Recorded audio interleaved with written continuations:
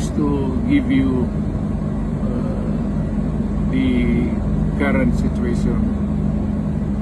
I am about to land sa Hague. Galing ako Dubai. Stopover for it's a long haul, it's a long flight. Okay ako. Do not worry. And I think this is something to do with the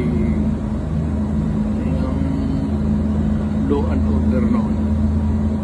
At sinasabi ko naman sa mga pulis, military na trabaho kayo at ako ang managot. So ito na nga.